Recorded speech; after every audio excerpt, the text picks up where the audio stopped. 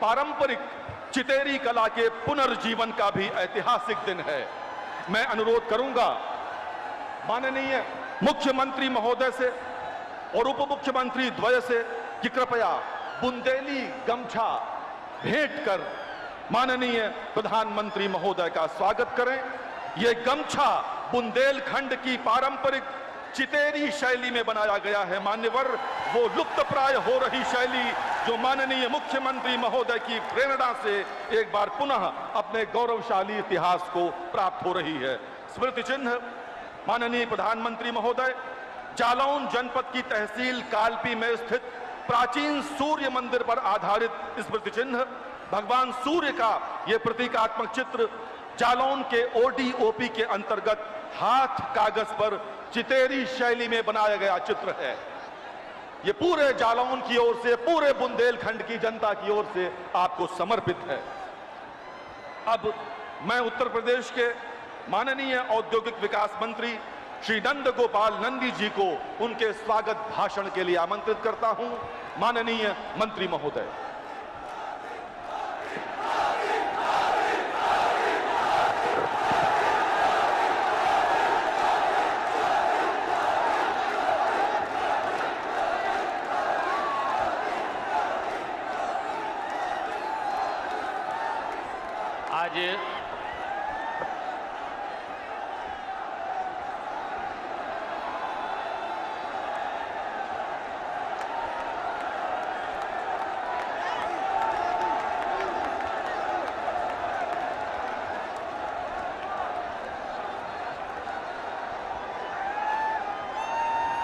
आज के इस लोकार्पण कार्यक्रम में सबसे पहले वीरता और पराक्रम की इस पावन माटी बुंदेलखंड की धरती पर विश्व के सर्वाधिक लोकप्रिय नेता, हम सबके अगुआ, समृद्ध और सशक्त भारत के शिल्पकार, देश के यशस्वी प्रधानमंत्री परम आदरणीय श्री नरेंद्र मोदी जी का 25 करोड़ उत्तर प्रदेश वासियों की ओर से हार्दिक स्वागत और अभिनंदन करता हूं।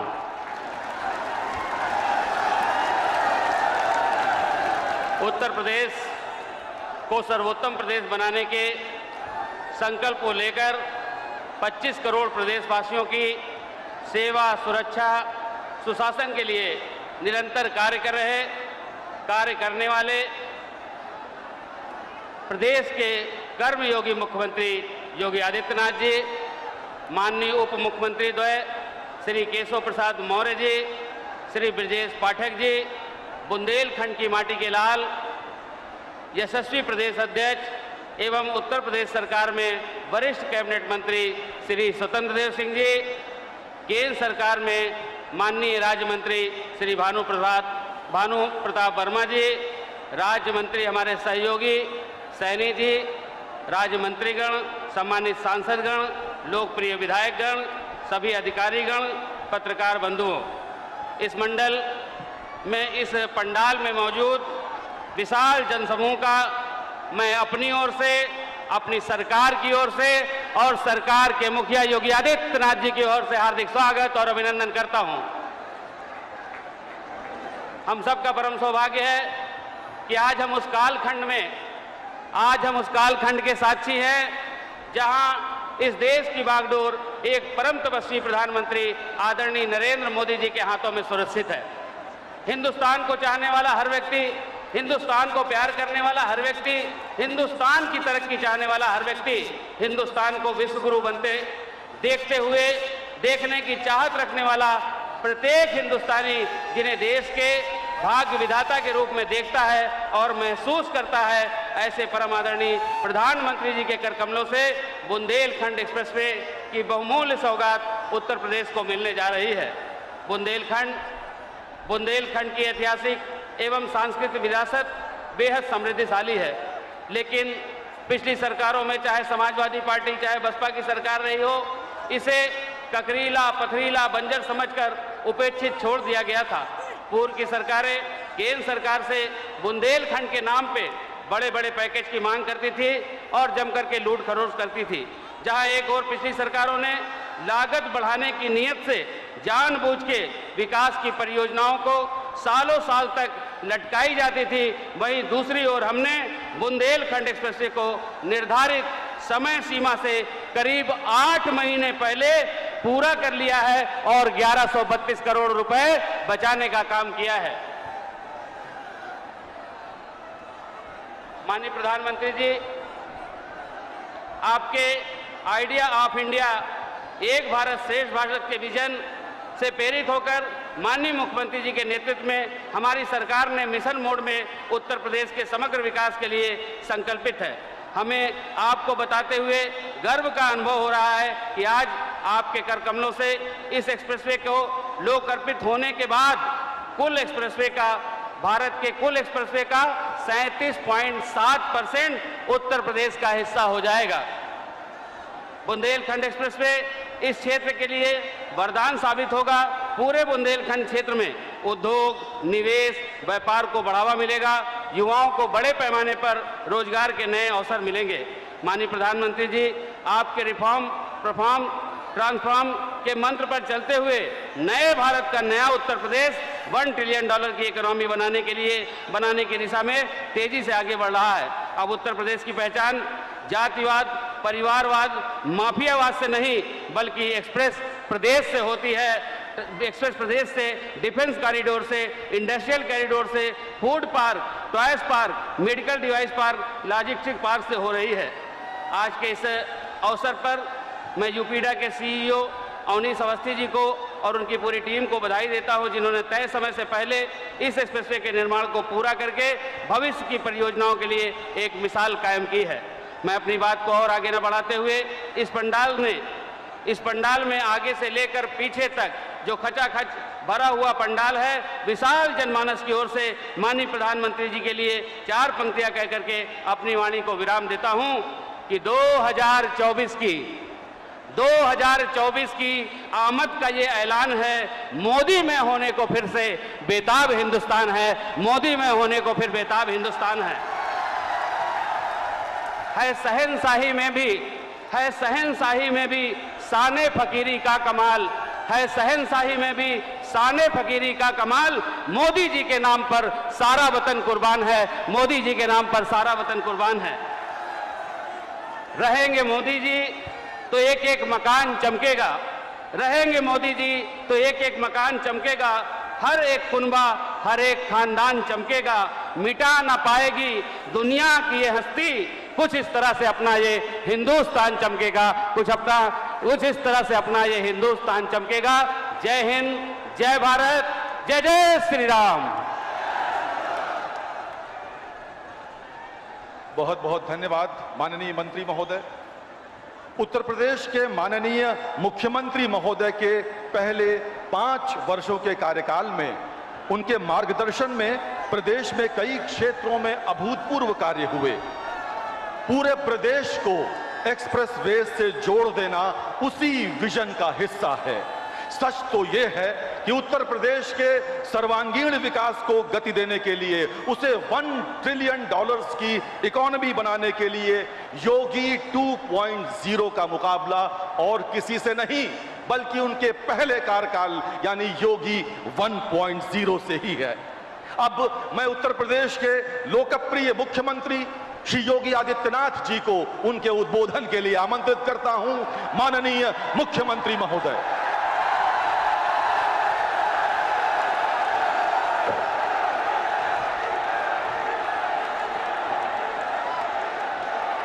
आदरणीय प्रधानमंत्री जी, बुंदेलखंड के विकास की धुरी बनने जा रहे बुंदेलखंड एक्सप्रेसवे के लोकार्पण कार्यक्रम में आपके कर कमलों से यह एक्सप्रेसवे का लोकार्पण होने जा रहा है। मैं बुंदेलखंड के प्रवेश द्वार महर्षि वेदव्यास की इस पावन साधना स्थली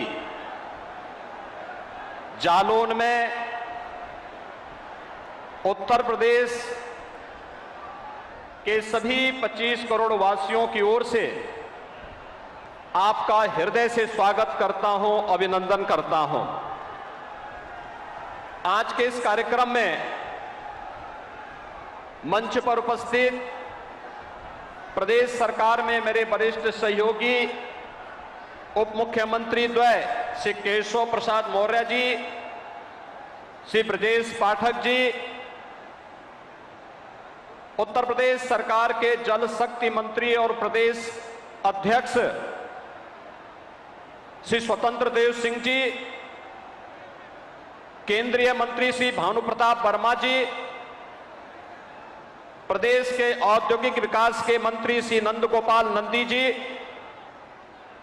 प्रदेश सरकार के मंत्री श्री जसवंत सैनी जी, रामकेश निषाद जी, मनोहर लाल मन्नू कोरी जी, माननीय सांसद श्री अनुराग शर्मा जी, कुंवर पुष्पेंद्र सिंह चंदेल जी, डॉक्टर रामशंकर कठेरिया जी, श्री आर.के. सिंह पटेल जी, जिला पंचायत अध्यक्ष और पूर्व सांसद जालौन से घनश्याम अनुरागी जी, सभी माननीय जनप्रतिनिधिगण और बुंदेलखंड के कोने कोने से आदरणीय प्रधानमंत्री जी के स्वागत के लिए उमड़े हुए सभी बुंदेलखंड के मेरे भाइयों बहनों, आज बुंदेलखंड के लिए एक ऐतिहासिक दिन है जब आदरणीय प्रधानमंत्री जी के कर कमलों से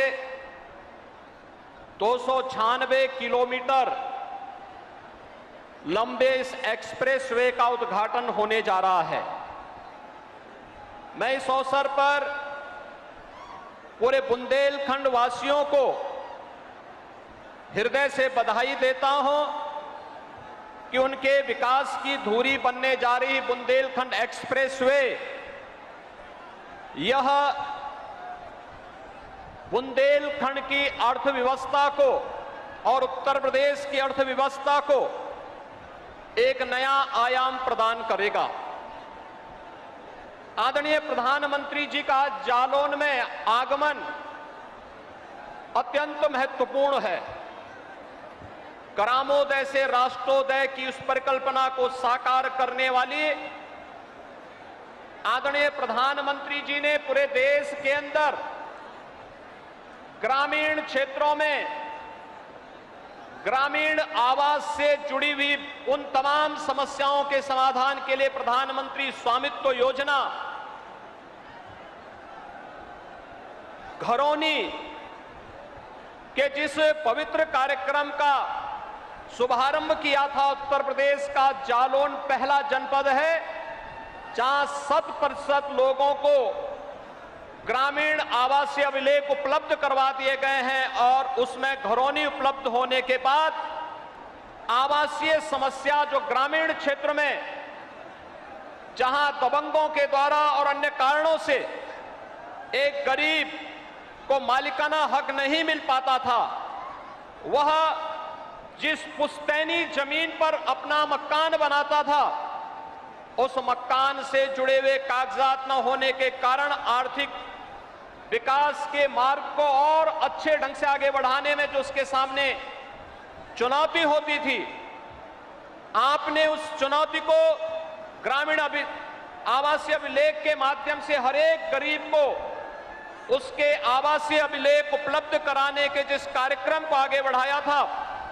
वह जालौन ने सबसे पहले उत्तर प्रदेश के अंदर पूरा किया है।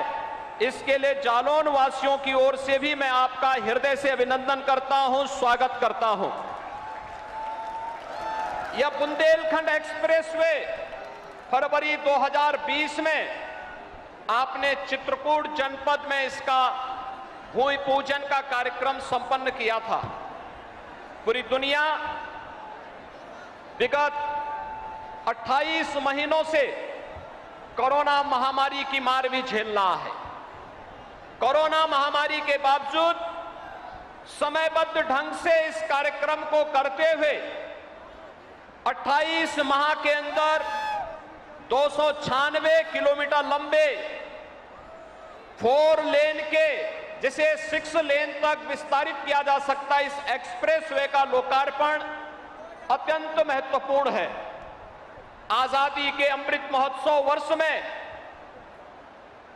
बुंदेलखंड को 2014 के बाद विकास, जन सुविधाओं और ईज ऑफ लिविंग की उन सभी सुविधाओं का लाभ मिलता हुआ दिखाई दिया है, जिसके लिए दशकों यहां के लोगों ने आजादी के बाद प्रतीक्षा की। आज हर बुंदेलखंड वासी आपके नेतृत्व में गौरव और गरिमा महसूस करता है, क्योंकि बुंदेलखंड के विकास को एक नई ऊंचाई तक पहुंचाने के लिए और प्रत्येक उत्तर प्रदेश वासी और भारतवासी के जीवन में परिवर्तन लाने के लिए आपने जो दिशा पूरे देश को दी, उत्तर प्रदेश उसी को अंगीकार करते हुए आगे बढ़ रहा है। आज आजादी का जो अमृत महोत्सव पूरा देश मना रहा है, बुंदेलखंड सूखे की समस्या का समाधान करने की ओर तेजी के साथ आगे बढ़ा है। आपने 2021 में अर्जुन सहायक परियोजना का लोकार्पण किया था।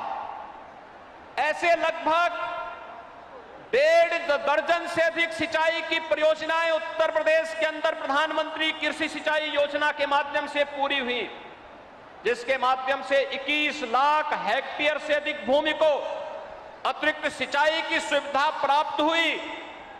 और अब जब ये देश आजादी का अमृत महोत्सव मना रहा है, तब बुंदेलखंड हर घर नल की योजना को पूरा करने की ओर अग्रसर है। बहुत शीघ्र बुंदेलखंड के हर घर में शुद्ध पेयजल उपलब्ध कराने के आपके महत्वाकांक्षी अभियान को भी हमें पूरा करने में मदद मिल जाएगी।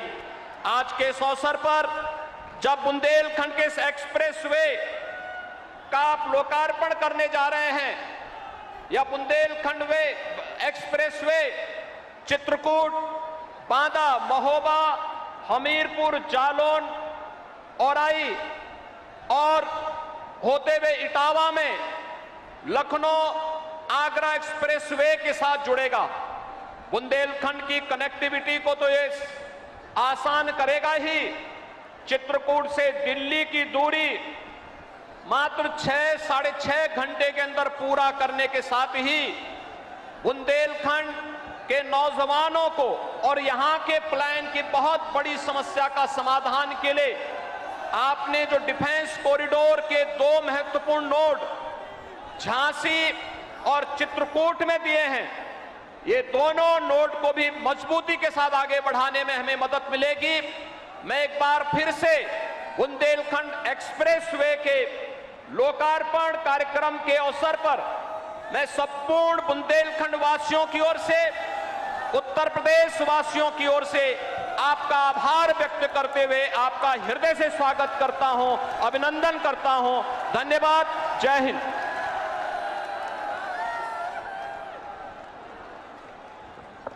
बहुत बहुत धन्यवाद माननीय मुख्यमंत्री महोदय।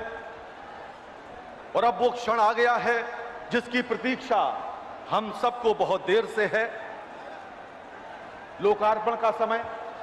मैं माननीय प्रधानमंत्री महोदय से अनुरोध करूंगा कि कृपया वे बटन दबाकर बुंदेलखंड एक्सप्रेसवे का लोकार्पण करें। माननीय प्रधानमंत्री महोदय।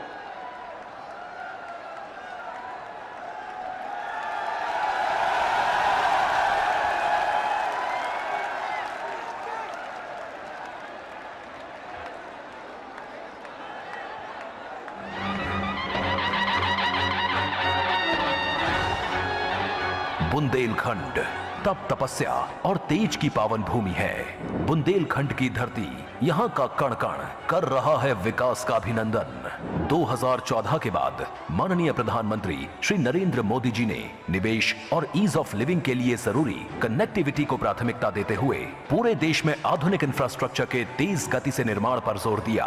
उत्तर प्रदेश इस विकास यात्रा का अहम भागीदार है। वर्ष 2017 के बाद यूपी में डबल इंजन की सरकार और माननीय मुख्यमंत्री योगी आदित्यनाथ जी ने सड़क, रेल, मेट्रो, एयर सहित सभी क्षेत्रों में विकास को प्राथमिकता दी है, जिसका परिणाम है उत्तर प्रदेश की एक्सप्रेस प्रदेश के रूप में बनी नई पहचान। पूर्वांचल की तस्वीर बदलने वाला पूर्वांचल एक्सप्रेसवे, प्रदेश का सबसे लंबा expressway, Ganga expressway, Gorakhpur link expressway और अब विकास की डबल रफ्तार की इसी कड़ी में जुड़ रहा है बुंदेलखंड एक्सप्रेसवे। करीब 14,850 करोड़ रुपए की लागत से 296 किलोमीटर लंबा बुंदेलखंड एक्सप्रेसवे रिकॉर्ड 28 महीनों में बनकर तैयार है, जिसका शिलान्यास प्रधानमंत्री जी द्वारा ही किया गया था। आजादी के अमृत महोत्सव के अवसर पर माननीय प्रधानमंत्री जी द्वारा बुंदेलखंड एक्सप्रेसवे का राष्ट्र को समर्पण इस पावन धरती के वीर वीरांगनाओं की पीढ़ियों का सम्मान है, जिनकी शौर्य गाथाएं आज भी बच्चों को सुनाई जाती हैं। 2014 से पहले बुंदेलखंड में पानी की कमी के कारण जनजीवन बुरी तरह से प्रभावित था, पर अर्जुन सहायक सिंचाई परियोजना और जल जीवन मिशन के तहत यहां सिंचाई और पीने के पानी की सहज उपलब्धता हो रही है। खेती से जुड़ी संभावनाएं बढ़ी हैं, लोगों का जीवन आसान हुआ है। एक्सप्रेसवे से किसान अब अपने उपज और दुग्ध उत्पादों को बड़े बाजारों तक सरलता से पहुंचा पाएंगे। बुंदेलखंड एक्सप्रेसवे इस पूरे क्षेत्र के जनजीवन में बदलाव लाएगा और यहाँ के सामान्य जन को बड़े बड़े शहरों जैसी सुविधाओं से जोड़ेगा। अब चित्रकूट, बांदा, महोबा, हमीरपुर, जालौन, औरैया के लोग भी आधुनिक एक्सप्रेसवे पर चलेंगे। आधुनिक इंफ्रास्ट्रक्चर यहाँ नए उद्योगों, नए उद्यमों को विकसित करेगा, जिससे रोजगार के हजारों अवसर तैयार होंगे। बुंदेलखंड एक्सप्रेसवे से उत्तर प्रदेश डिफेंस कॉरिडोर को भी गति मिलने वाली है। बुंदेलखंड एक्सप्रेसवे के आगरा लखनऊ एक्सप्रेसवे और यमुना एक्सप्रेसवे के साथ लिंक होने से स्थानीय एमएसएमई सेक्टर के लिए नए मौके बनेंगे और क्षेत्र के आर्थिक विकास को बल मिलेगा। एक्सप्रेसवे के दोनों ओर राइट ऑफ वे बनाया गया है, जहां सोलर एनर्जी से ऊर्जा मिलेगी। एक्सप्रेसवे पर प्रवेश व निकासी के लिए इंटरचेंज तथा जरूरी जगहों पर आरओबी, पुल और अंडरपास बनाए गए हैं। साथ ही जन सुविधा केंद्र और स्थानीय लोगों के लिए सर्विस रोड भी बनाए गए हैं। एक्सप्रेसवे के आसपास सघन वृक्षारोपण होगा, इन्वेस्टमेंट पार्क और कारखाने बनेंगे। बुंदेलखंड एक्सप्रेसवे से पूरे यूपी और पूरे देश की आकांक्षाओं को एक्सप्रेस रफ्तार मिलेगी और ये पावन भूमि नए भारत के सपनों का एक अहम केंद्र बनकर उभरेगी। नए भारत का नया उत्तर प्रदेश। बहुत बहुत धन्यवाद प्रधानमंत्री महोदय, आपने आज बुंदेलखंड की संपन्नता के द्वार खोल दिए। भारत की अर्थव्यवस्था में उत्तर प्रदेश की विशेष रूपरेखा को आपने हमेशा सराहा है। अभी हाल में G7 की बैठक में आपने अनेक राष्ट्राध्यक्षों को उत्तर प्रदेश के ODOP के उत्पाद भेंट कर इस तथ्य को पुनः रेखांकित किया है।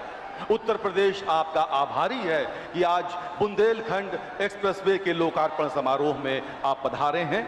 अब मैं देश के यशस्वी प्रधानमंत्री माननीय श्री नरेंद्र मोदी जी को उनके उद्बोधन के लिए आमंत्रित करता हूं।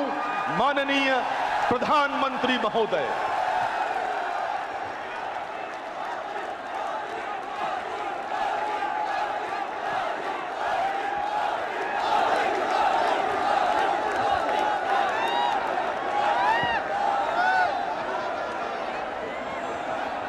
भारत माता की,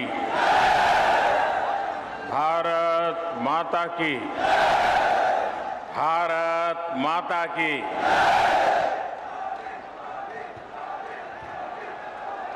बुंदेलखंड की जहाँ वेद व्यास की जन्मस्थली और हमारी बाईसा महारानी लक्ष्मीबाई जी की जा धरती पे हमें बैर बैर बीरा आबे को अवसर मिलो, हमें बहुत ही प्रसन्नता। नमस्कार। उत्तर प्रदेश के लोकप्रिय मुख्यमंत्री योगी आदित्यनाथ जी, यूपी के उप मुख्यमंत्री श्री केशव प्रसाद मौर्य जी, उप मुख्यमंत्री श्री ब्रजेश पाठक जी, केंद्रीय मंत्रिमंडल के मेरे सहयोगी और इसी क्षेत्र के वासी श्री भानु प्रताप सिंह जी, यूपी सरकार के मंत्रीगण, सांसदगण, विधायकगण, अन्य जनप्रतिनिधि और बुंदेलखंड के मेरे प्यारे बहनों और भाइयों, यूपी के लोगों को, बुंदेलखंड के सभी बहनों भाइयों को आधुनिक बुंदेलखंड एक्सप्रेसवे, इसके लिए बहुत बहुत बधाई, बहुत बहुत शुभकामनाएं। ये एक्सप्रेसवे बुंदेलखंड की गौरवशाली परंपरा को समर्पित है। जिस धरती ने अनगिनत शूरवीर पैदा किए, जहां के खून में भारत भक्ति बहती है, जहां के बेटे बेटियों के पराक्रम और परिश्रम ने हमेशा देश का नाम रोशन किया है, उस बुंदेलखंड की धरती को आज एक्सप्रेस वे का ये उपहार देते हुए उत्तर प्रदेश के सांसद के नाते, उत्तर प्रदेश के जनप्रतिनिधि के नाते मुझे विशेष खुशी मिल रही है। भाइयों और बहनों, मैं दशकों से उत्तर प्रदेश आता जाता रहा। यूपी के आशीर्वाद से पिछले 8 साल से देश का प्रधान सेवक के रूप में कार्य करने का आप सबने जिम्मा दिया है। लेकिन मैंने हमेशा देखा था, अगर उत्तर प्रदेश में 2 महत्वपूर्ण चीजें जोड़ दी जाए, उसकी कमी को अगर पूरा कर दिया जाए, तो उत्तर प्रदेश चुनौतियों को चुनौती देने की बहुत बड़ी ताकत के साथ खड़ा हो जाएगा।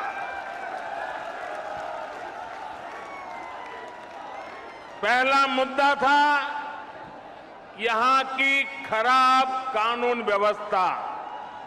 जब मैं पहले की बात कर रहा हूं, क्या हाल था आप जानते हैं। और दूसरी हालत थी हर प्रकार से खराब कनेक्टिविटी। आज उत्तर प्रदेश के लोगों ने मिलकर योगी आदित्यनाथ जी के नेतृत्व में उत्तर प्रदेश की पूरी तस्वीर बदल दी है।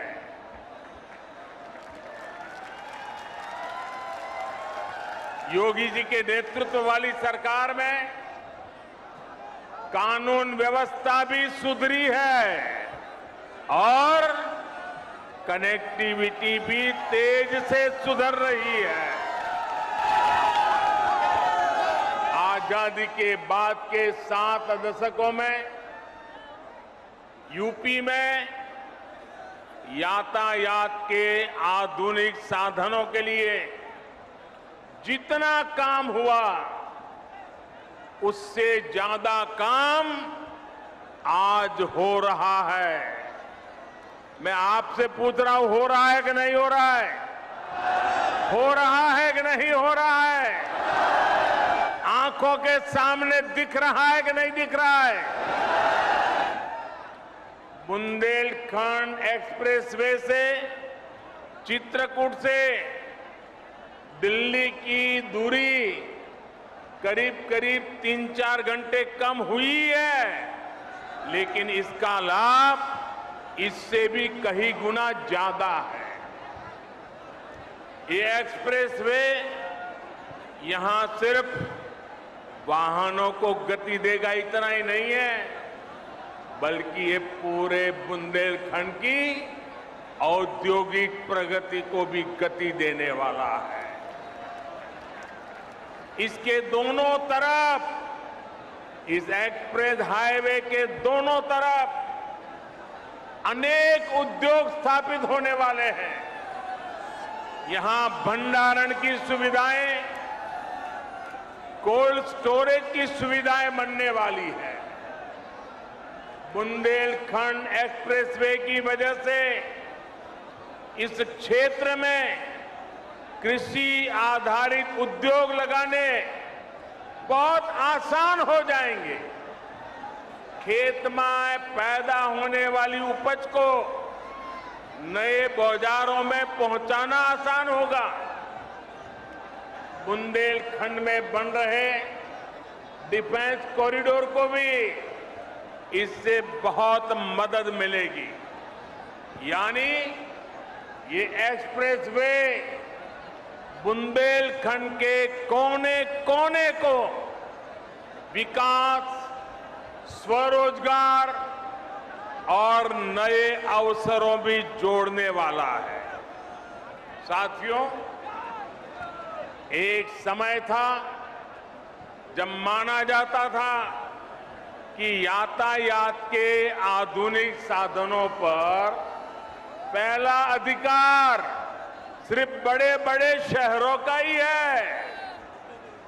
मुंबई हो, चेन्नई हो, कोलकाता हो, बेंगलुरु हो, हैदराबाद हो, दिल्ली हो, सब कुछ उनको ही मिले।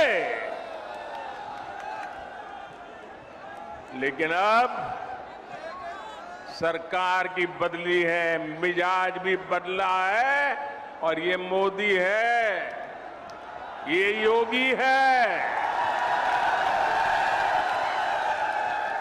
अब उस पुरानी सोच को छोड़कर, उसे पीछे रखकर हम एक नए तरीके से आगे बढ़ रहे हैं। साल 2017 के बाद से उत्तर प्रदेश में कनेक्टिविटी के जो काम शुरू हुए, उनमें बड़े शहरों के साथ ही छोटे शहरों को भी उतनी ही प्राथमिकता दी गई है।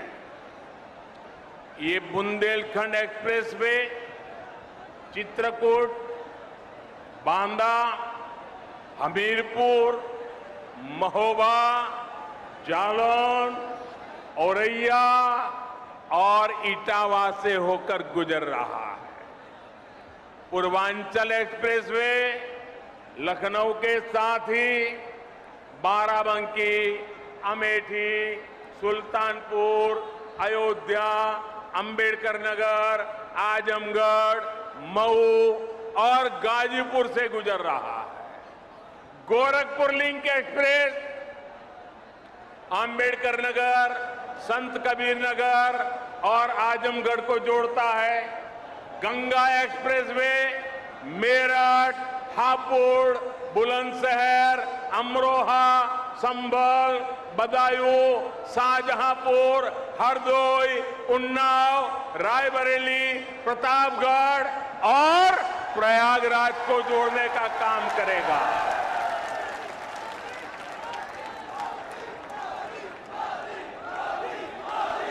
दिखता है कितनी बड़ी ताकत पैदा हो रही है। उत्तर प्रदेश का हर कोना नए सपनों को लेकर के, नए संकल्पों को लेकर के अब तेज गति से दौड़ने के लिए तैयार हो चुका है।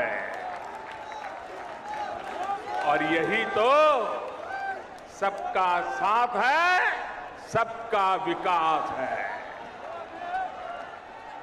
न कोई पीछे छूटे, सब मिलकर आगे बढ़े। इसी दिशा में डबल इंजन की सरकार लगातार काम कर रही है। यूपी के छोटे छोटे जिले हवाई सेवा से जुड़े, इसके लिए भी तेजी से काम किया जा रहा है। बीते कुछ समय में प्रयागराज, गाजियाबाद में नए एयरपोर्ट टर्मिनल बनाए गए। कुशीनगर में नए एयरपोर्ट के साथ ही नोएडा के जेवर में एक और इंटरनेशनल एयरपोर्ट पर काम चल रहा है। भविष्य में यूपी के कई और शहरों को वहां भी हवाई रूट से जोड़ने की कोशिश हो रही है। ऐसी सुविधाओं से पर्यटन उद्योग को भी बहुत बल मिलता है। और मैं जब आज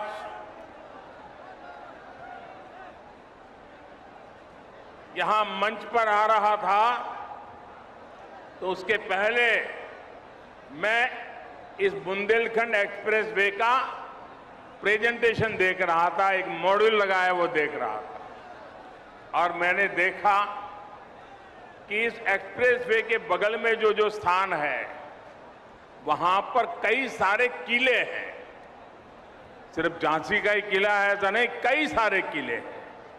आप में से जो विदेश की दुनिया जानते होंगे उनको मालूम होगा, यूरोप के कई देश ऐसे हैं जहां पर किले देखने का एक बहुत बड़ा टूरिज्म उद्योग चलता है और दुनिया के लोग पुराने किले देखने के लिए आते हैं। आज बुंदेलखंड एक्सप्रेस वे बनने के बाद मैं योगी जी की सरकार को कहूंगा कि आप भी इन किलों को देखने के लिए एक शानदार टूरिज्म सर्किट बनाइए। दुनिया भर के टूरिस्ट यहां आए और मेरे बुंदेलखंड की ताकत को देखे। इतना ही नहीं, मैं आज योगी जी से आग्रह एक और करूंगा। आप उत्तर प्रदेश के नौजवानों के लिए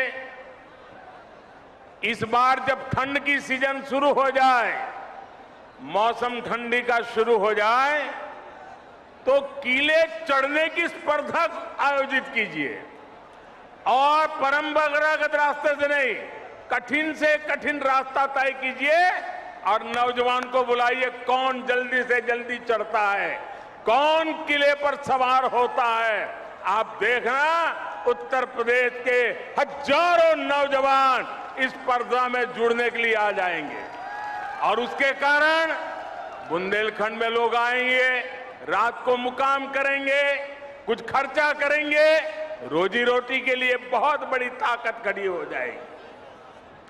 साथियों, एक एक्सप्रेस में कितने प्रकार के कामों को अवसर का जन्म दे देता है। साथियों, डबल इंजन की सरकार में आज यूपी जिस तरह आधुनिक हो रहा है, ये वाकई अभूतपूर्व है। जिस यूपी में, जरा याद रखना दोस्तों, मैं जो कह रहा हूं याद रखोगे? याद रखोगे? जरा हाथ ऊपर करके बताओ, याद रखोगे? पक्का याद रखोगे? बार बार लोगों को बताओगे? तो याद रखिए, जिस यूपी में सरयू नहर परियोजना का पूरा होने में 40 साल लगे, जिस यूपी में गोरखपुर फर्टिलाइजर प्लांट 30 साल से बंद पड़ा था, जिस यूपी में अर्जुन डैम परियोजना को पूरा होने में 12 साल लगे, जिस यूपी में अमेठी राइफल कारखाना सिर्फ एक बोर्ड लगा करके पड़ा हुआ था, जिस यूपी में रायबरेली रेल कोच फैक्ट्री डिब्बे नहीं बनाती थी, सिर्फ डब्बों का रंग रोगान करके काम चला रही थी, उस यूपी में अब इंफ्रास्ट्रक्चर पर इतनी गंभीरता से काम हो रहा है कि उसने अच्छे अच्छे राज्यों को भी पीछे छोड़ दिया है। दोस्तों, पूरे देश में अब यूपी की पहचान बदल रही है। आपको गर्व होता है कि नहीं होता है? आज यूपी का नाम रोशन हो रहा है। आपको गर्व हो रहा है कि नहीं हो रहा है? आप पूरा हिंदुस्तान यूपी के प्रति बड़े अच्छे भाव से देख रहा है। आपको आनंद हो रहा है कि नहीं हो रहा है? और साथियों, बात सिर्फ हाईवे या एयरवे की नहीं है। शिक्षा का क्षेत्र हो, मैन्युफैक्चरिंग का क्षेत्र हो, खेती किसानी हो, यूपी हर क्षेत्र में आगे बढ़ रहा है। पहले की सरकार के समय यूपी में हर साल, ये भी याद रखना, रखोगे? जरा हाथ ऊपर करके बताओ, रखोगे? पहले की सरकार के समय यूपी में हर साल औसतन 50 किलोमीटर रेल लाइन का दोहरीकरण होता था। कितने किलोमीटर? 50। पहले, हमारे आने से पहले रेलवे का दोहरीकरण 50 किलोमीटर। मेरे उत्तर प्रदेश के नौजवानों, भविष्य कैसे गढ़ता है देखिए। आज औसतन 200 किलोमीटर का काम हो रहा है। 200 किलोमीटर रोड लाइन का दोहरीकरण हुआ। 2014 से पहले यूपी में सिर्फ 11,000 कॉमन सर्विस सेंटर थे। जरा आंकड़ा याद रखिए, कितने?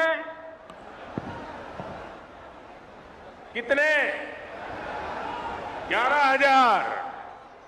आज यूपी में 1,30,000 से ज्यादा कॉमन सर्विस सेंटर काम कर रहे हैं।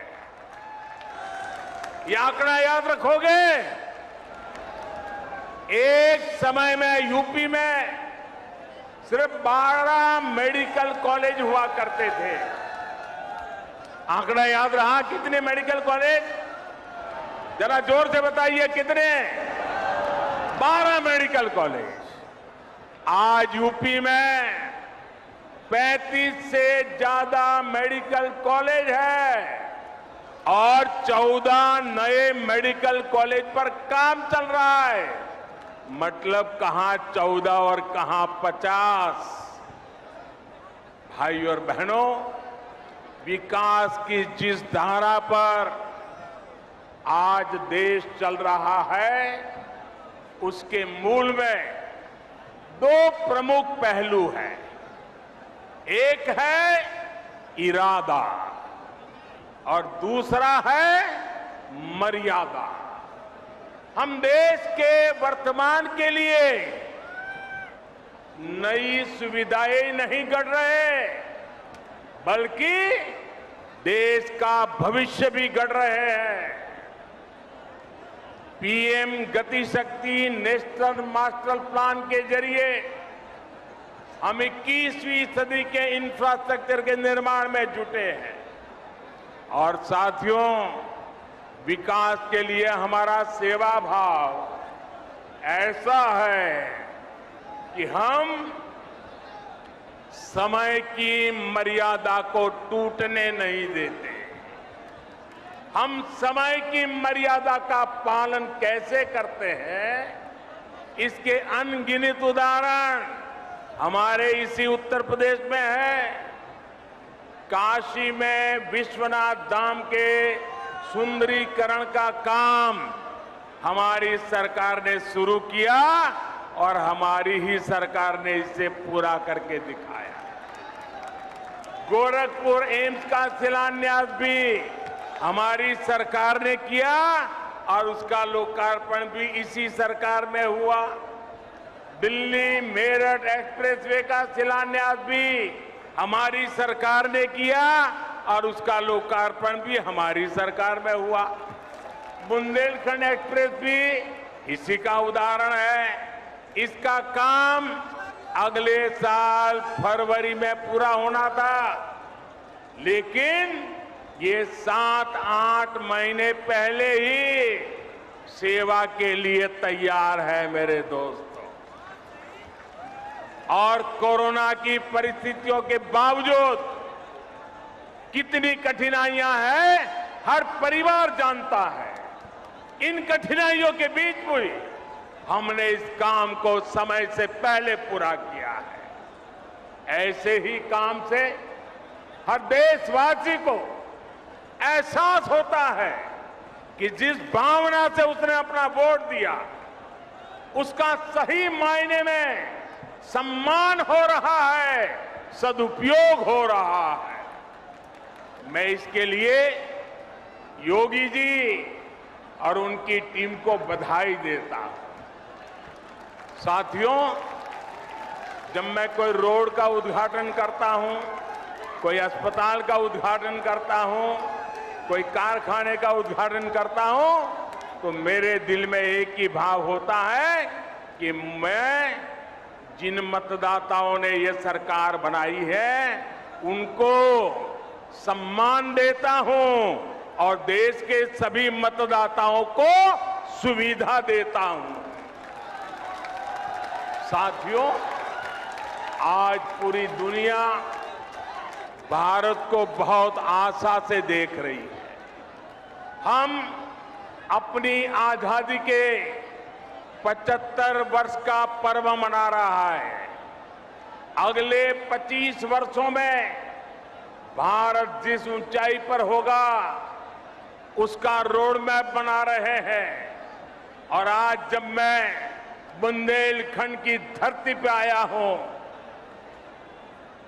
झांसी की रानी लक्ष्मीबाई के इलाके में आया हूं, यहां से इस वीर भूमि से मैं हिंदुस्तान के 6 लाख से भी ज्यादा गांव के लोगों को करबद्ध प्रार्थना करता हूं कि आज जो हम आजादी का पर्व मना रहे हैं, इसके लिए सैकड़ों वर्षों तक हमारे पूर्वजों ने लड़ाई लड़ी है, बलिदान दिए हैं, यातनाएं झेली है।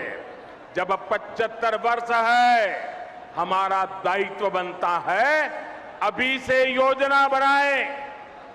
आने वाला 1 महीना 15 अगस्त तक हर गांव में अनेक कार्यक्रम हो, गांव मिलकर के याद कार्यक्रम करे, आजादी का अमृत महोत्सव बनाने की योजना बनाए, वीरों को याद करे, बलिदानियों को याद करे, स्वातंत्र सेनानियों को याद करे। हर गांव में नया संकल्प लेने का एक वातावरण बने, ये मैं सब देशवासियों को आज इस वीरों की भूमि से प्रार्थना करता हूं। साथियों, आज भारत में ऐसा कोई भी काम नहीं होना चाहिए जिसका आधार वर्तमान की आकांक्षा और भारत के बेहतर भविष्य से जुड़ा हुआ न हो।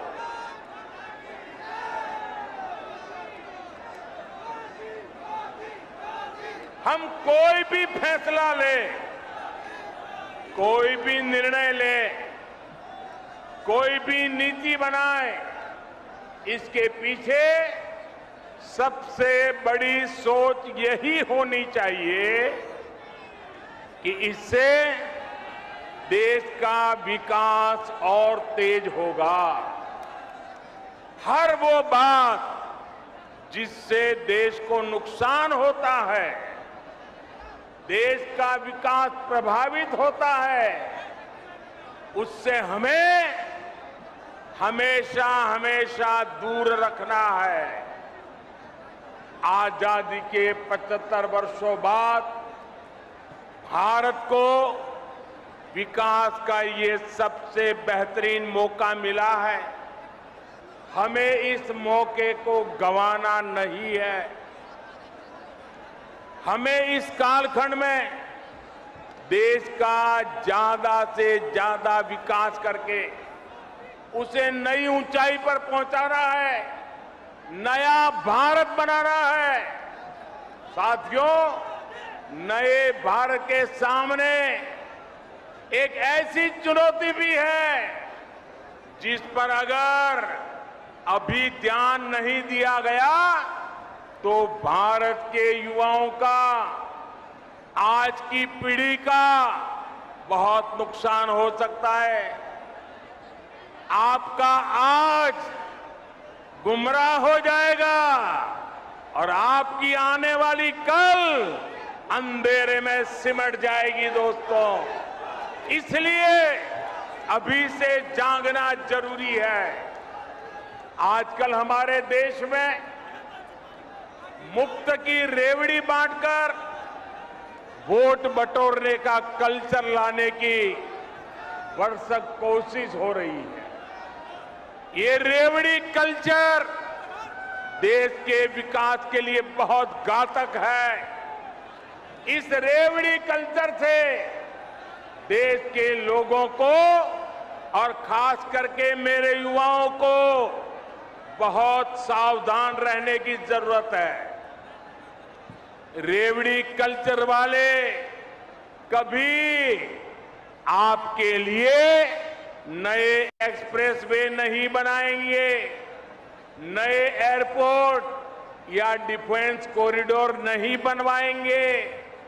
रेवड़ी कल्चर वालों को लगता है कि जनता जनार्दन को मुफ्त की रेवड़ी बांटकर उन्हें खरीद लेंगे। हमें मिलकर उनकी सोच को हराना है। रेवड़ी कल्चर को देश की राजनीति से हटाना है। साथियों, रेवड़ी कल्चर से अलग हम देश में रोड बनाकर, नए रेल रूट बनाकर लोगों की आकांक्षाओं को पूरा करने का काम कर रहे हैं। हम गरीबों के लिए करोड़ों पक्के घर बना रहे हैं। दशकों से अधूरी सिंचाई परियोजनाएं पूरी कर रहे हैं। छोटे बड़े अनेक डैम बना रहे हैं। नए नए बिजली के कारखाने लगवा रहे हैं ताकि गरीब का, किसान का जीवन आसान बने और मेरे देश के नौजवानों का आने वाला भविष्य अंधकार में डूब न जाए। साथियों, इस काम में मेहनत पड़ती है, दिन रात खटना पड़ता है, खुद को जनता की सेवा के लिए समर्पित करना होता है। मुझे खुशी है कि देश में जहां भी हमारी डबल इंजन की सरकार है वो विकास के लिए इतनी मेहनत कर रही है। डबल इंजन की सरकार मुफ्त की रेवड़ी बांटने का शॉर्टकट नहीं अपना रही। डबल इंजन की सरकार मेहनत करके राज्य के भविष्य को बेहतर बनाने में जुटी है। और साथियों, आज मैं आपको एक और बात भी कहूंगा। देश का संतुलित विकास छोटे शहरों और गांवों में भी आधुनिक सुविधाओं का पहुंचना, ये काम भी एक प्रकार से सच्चे अर्थ में सामाजिक न्याय का काम है। जिस पूर्वी भारत के लोगों को, जिस बुंदेलखंड के लोगों को दशकों तक सुविधाओं से वंचित रखा गया, आज जब वहां आधुनिक इंफ्रास्ट्रक्चर बन रहा है तो ये सामाजिक न्याय भी हो रहा है। यूपी के जिन जिलों को पिछड़ा मानकर उन्हें अपने हाल पर छोड़ दिया गया था, वहां जब विकास हो रहा है तो ये भी एक तरह का सामाजिक न्याय है। गांव-गांव को सड़कों से जोड़ने के लिए तेजी से काम करना, घर-घर तक रसोई गैस का कनेक्शन पहुंचाना, गरीब को पक्के घर की सुविधा देना, घर-घर में शौचालय बनाना, ये सारे काम भी सामाजिक न्याय को ही मजबूत करने वाले कदम है। बुंदेलखंड के लोगों को भी हमारी सरकार के सामाजिक न्याय भरे कार्यों से बहुत लाभ हो रहा है। भाइयों और बहनों, बुंदेलखंड की एक और चुनौती को कम करने के लिए हमारी सरकार निरंतर काम कर रही है। हर घर तक पाइप से पानी पहुंचाने के लिए हम जल जीवन मिशन पर काम कर रहे हैं। इस मिशन के तहत बुंदेलखंड के लाखों परिवारों को पानी का कनेक्शन दिया जा चुका है। इसका बहुत बड़ा लाभ हमारी माताओं, हमारी बहनों को हुआ है। उनके जीवन में मुश्किलें कम हुई है। हम बुंदेलखंड में नदियों के पानी को ज्यादा से ज्यादा लोगों तक पहुंचाने के लिए लगातार प्रयास कर रहे हैं। रतौली बांध परियोजना, भावनी बांध परियोजना और मझगांव चिल्ली स्प्रिंकलर सिंचाई परियोजना ऐसे ही प्रयासों का परिणाम है। केन बेतवा लिंक प्रोजेक्ट के लिए हजारों करोड़ रुपए स्वीकृत किए जा चुके हैं।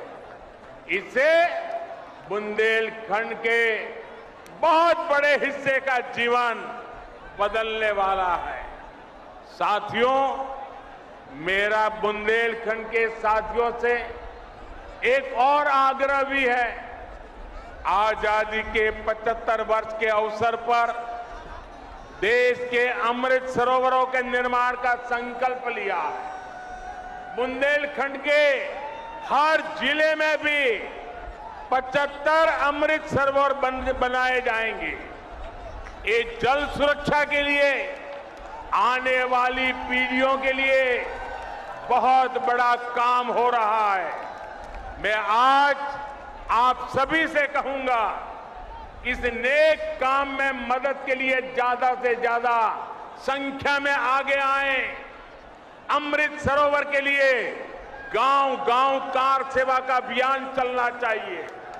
भाइयों और बहनों, बुंदेलखंड के विकास में बहुत बड़ी ताकत यहां के कुटीर उद्योगों की भी है।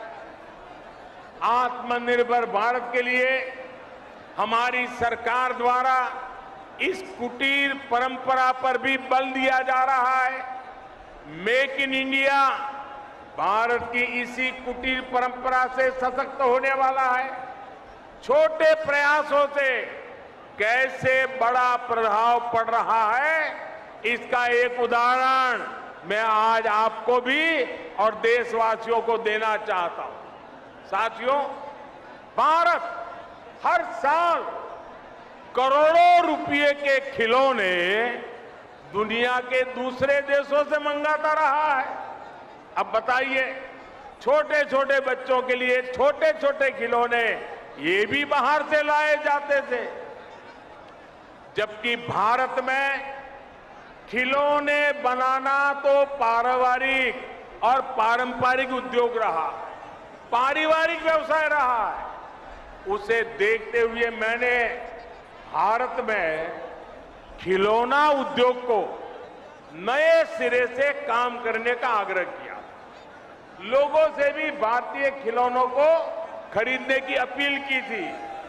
इतने कम समय में सरकार के स्तर पर जो काम करने जरूरी था वो भी हमने किया।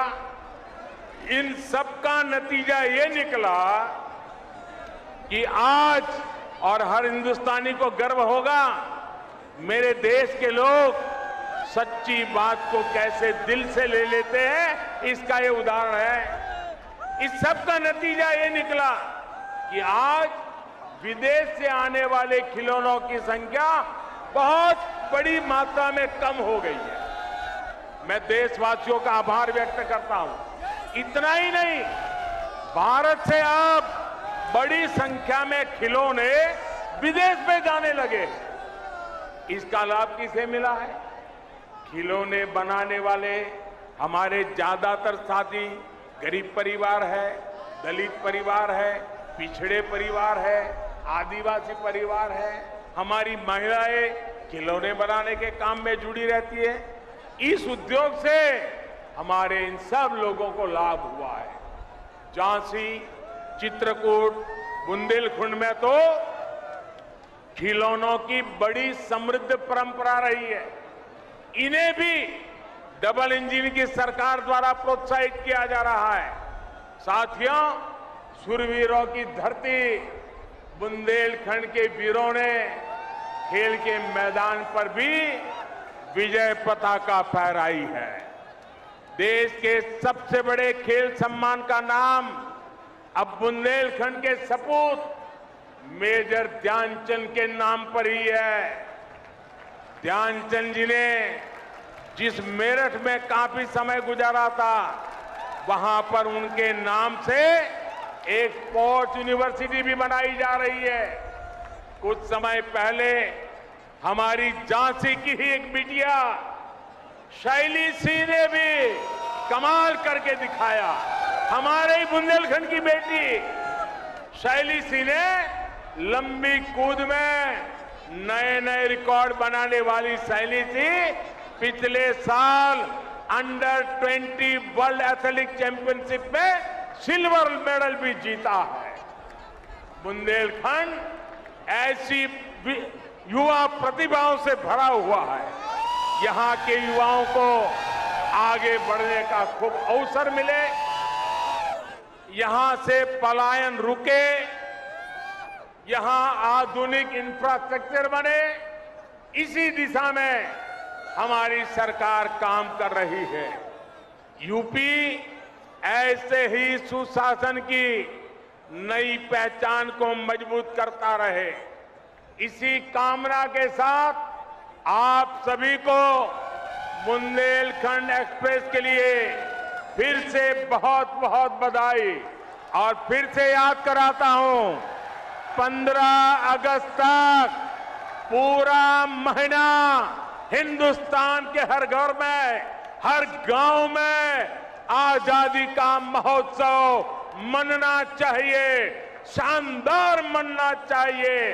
आप सबको बहुत शुभकामनाएं, बहुत बहुत धन्यवाद। पूरी ताकत से बोलिए भारत माता की, भारत माता की, भारत माता की। बहुत बहुत धन्यवाद।